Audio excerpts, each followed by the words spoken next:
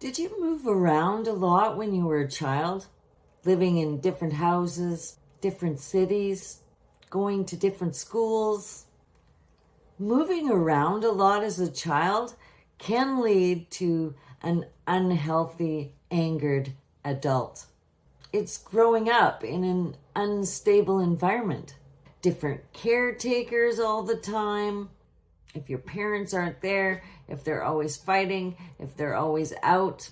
And frequent moving leads to bullying at school, especially for boys who are always constantly having to prove themselves. They're unable to develop a sense of self because they have to redefine themselves in every different atmosphere.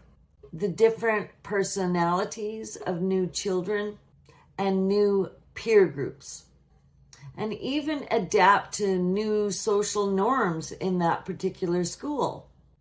If a boy or a girl is bullied at every school they go to, this leads to feelings of unworthiness, lower self-esteem, making it really challenging to believe in his or her own value. Immediately, you set them up for having trust issues. You make it very difficult for the child to develop friendships that are long-lasting and deep and meaningful. Their emotional regulation is compromised because of the stress of continually adapting, so they get heightened anxiety and great difficulty learning to manage their own emotions.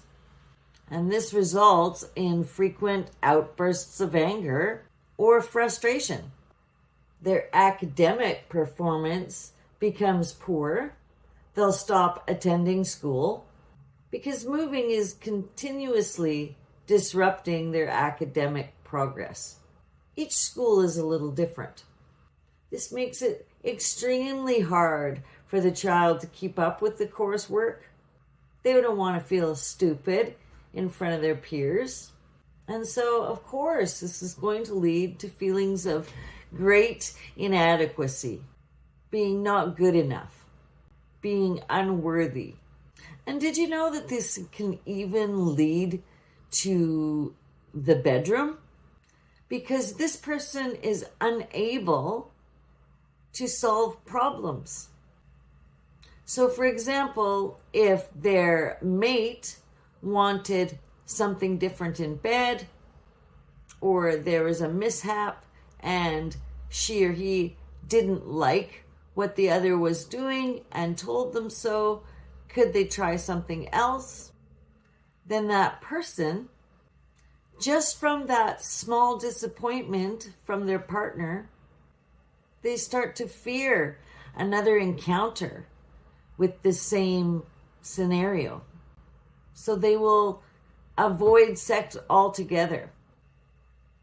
They will avoid the subject altogether. They just don't want to talk about it.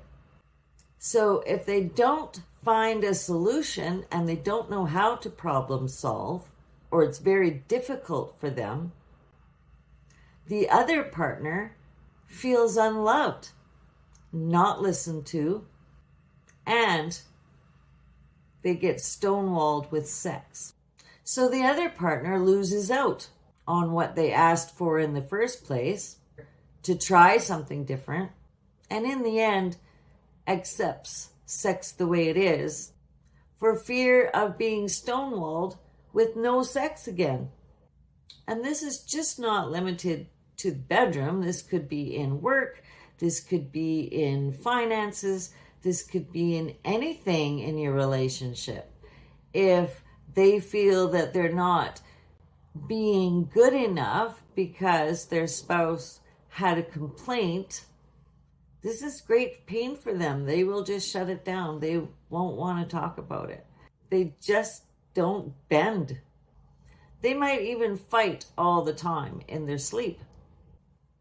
They might have really aggressive behavior if they feel threatened or inadequate, or they feel stupid because they've lost something. It's just a defense mechanism. It stems off the need to feel dominant and garner respect. On the positive side, moving around a lot can make a child resilient and adaptive as an adult.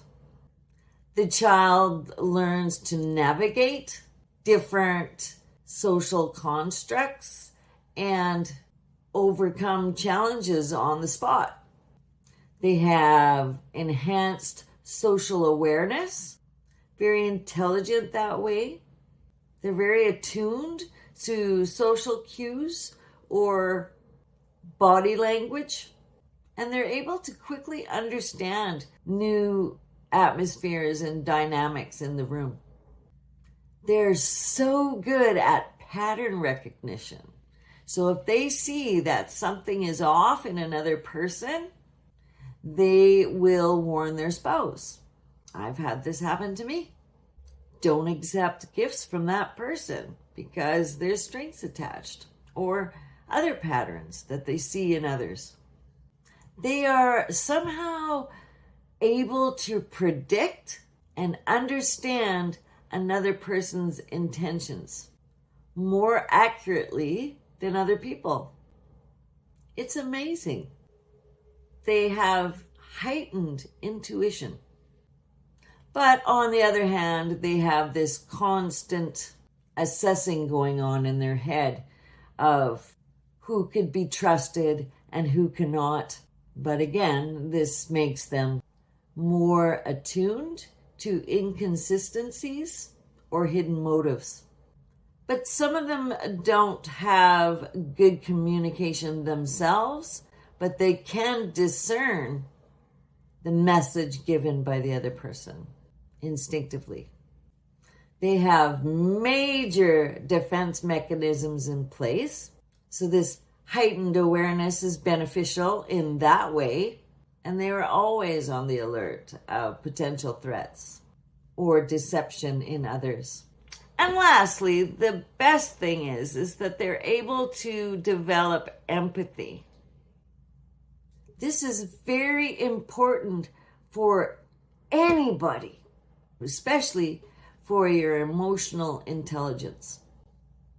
And emotional intelligence, by the way, is way better in any relationship than your IQ.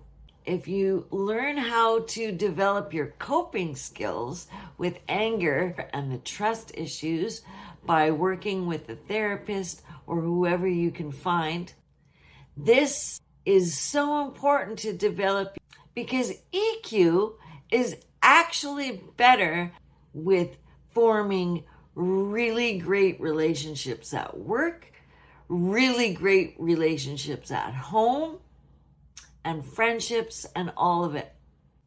So I encourage you to really try and curb this anger. You will find in my part 3, coping skills. Check that out. Remember, you are worthy. You can do this.